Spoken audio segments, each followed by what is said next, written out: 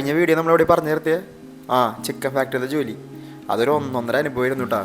നല്ല പട്ടിപ്പണിയാണെന്ന് ഡാർവിൻ ചേട്ടാ അവിടേക്ക് പോണായിട്ട് മുമ്പ് എന്നോട് പറഞ്ഞിട്ടുണ്ടായിരുന്നു കേട്ടാ.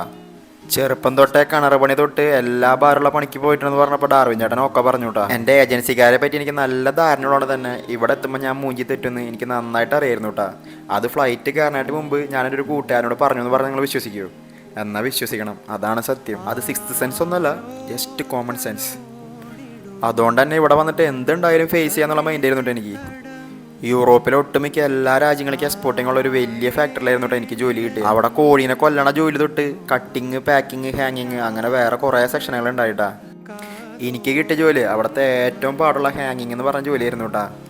എന്ന് പറഞ്ഞു കഴിഞ്ഞാൽ നമ്മുടെ മുന്നിൽ കൂടെ ഒരു 2 ലക്ഷം കോഴികൾ ഇങ്ങനെ പോവും.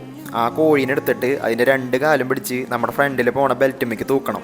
ഇതായിരുന്നു ജോലി. മൊത്തം ഇത് ചെയ്യാനായിട്ട് 10 പേരേണ്ട കൺവെയറിലുണ്ടായിരുന്നത്. റെസ്റ്റ് ഉണ്ടായില്ല, കാരണം ബെൽറ്റ് കാലി പോകാൻ പാടില്ല. ബെൽറ്റ് അങ്ങനെ കാലി പോയി കഴിഞ്ഞാൽ അപ്പം സായിപ്പ് വരും. ദവായി കുറുവ എന്നൊക്കെ പറഞ്ഞിട്ട് നമുക്കൊരു ഗ്ലാസ് വെള്ളം കുടിക്കണമെങ്കിൽ നമ്മുടെ ഫ്രണ്ടിലുള്ള ആൾ വെള്ളം കുടിക്കാൻ പോകുമ്പോൾ അവനൊരു 5-6 ഗ്ലാസ് വെള്ളം നമ്മുടെ ഈ ലൈനിലുള്ള എല്ലാവർക്കും കൊണ്ടുവന്ന് തരും. അത് കിട്ടിയിട്ട് വേണ്ട നമ്മൾ കുടിക്കാൻ. നമ്മൾ പോകുമ്പോൾ നമ്മൾ അതുപോലെ ബാക്കിയുള്ളവർക്ക് കൊണ്ടുവരണം. ഇതായിരുന്നു സിസ്റ്റം.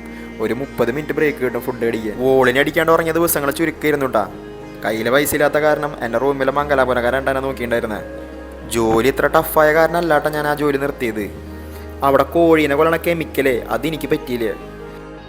നാട്ടിലാണെങ്കിൽ കടം കൂടി വന്നു. അമ്മ എങ്ങനെയൊക്കെയോ വീട്ടിലത്തെ കാര്യങ്ങളൊക്കെ ഓടിച്ചുട്ടാ. വയ്യായൊക്കെ ഉണ്ടെങ്കിൽ ഞാൻ അവിടെ തന്നെ കണ്ടിന്യൂ ചെയ്താനാട്ടാ. പക്ഷെ നമ്മൾ പറയാറില്ല, നമ്മുടെ ജീവിതത്തിൽ നമ്മൾ പരിചയപ്പെടുന്ന ഓരോരുത്തർക്കും എന്തെങ്കിലുമൊക്കെ നമ്മുടെ ലൈഫിൽ ചെയ്യാനുണ്ടാവുന്നു. അങ്ങനെ ഒരു കാര്യമുണ്ട് ഇനി പറയാൻ പോണ. ഞാൻ നാട്ടിലുള്ളപ്പോഴേ കടയിൽ കാറ്ററിംഗ് വർക്ക് എടുക്കാറുണ്ട്. സാധാരണ ഞാൻ പോകാറില്ല വർക്കിനൊന്നും. പക്ഷേ ഒരു എൻഗേജ്മെൻറ്റ് വർക്ക് കിട്ടിയപ്പോൾ ഞാൻ അതിന് പിള്ളേരുടെ കൂടെ പോയി. അവിടെ വെച്ച് പരിചയപ്പെട്ട ഒരു കൊച്ചി. സംസാരിച്ചപ്പോൾ സെയിം വൈബ് തോന്നിയ കാരണം ആ കണക്ഷൻ ഞാൻ വിട്ടില്ല കേട്ടാ. ഇവിടെ വന്നപ്പോഴും മെസ്സേജ് അയക്കാറുണ്ട്. ഇവിടുത്തെ കാര്യങ്ങൾ സംസാരിക്കുന്നുണ്ടല്ലേ. അവള് പറഞ്ഞൊരു ഡയലോഗ്, ആ ഒരൊറ്റ ഡയലോഗാണ് എന്നെ ഈ ജോലി നിർത്താൻ കാരണമാക്കിയത്. അങ്ങനെ ജോലി നിർത്തിയിരിക്കുന്ന സമയത്താണ് CNCയുടെ ഈ വേക്കൻസി വരണേ. പോളണ്ടിൽ ഒരു മലയാളിക്ക് കിട്ടാവുന്ന ടോപ്പ് മോസ്റ്റ് സാലറി ഇടാന്ന് ഒരുത്താൻ പറഞ്ഞു. വേറൊരു നാട്ടിൽ വന്നിട്ട് കയ്യിൽ 5 പൈസ ഇല്ലാണ്ട് 50-50 ചാൻസ് മാത്രമുള്ള CNCയുടെ ആ ജോലിക്ക് പോകാൻ എനിക്ക് പേടിയായി.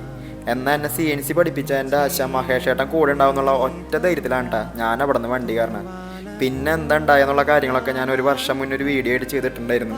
അത് ഞാൻ നാളെ ഒന്നുകൂടി 2 പാർട്ടും കൂടി കൊളാബ് ചെയ്തിട്ട് ഒറ്റ പാർട്ടാക്കിയിട്ട് വിഷ്വലൊക്കെ ഒന്ന് മാറ്റിയിട്ട് നാളെ ഒന്നുകൂടി അപ്ലോഡ് ചെയ്യുന്നുണ്ട്.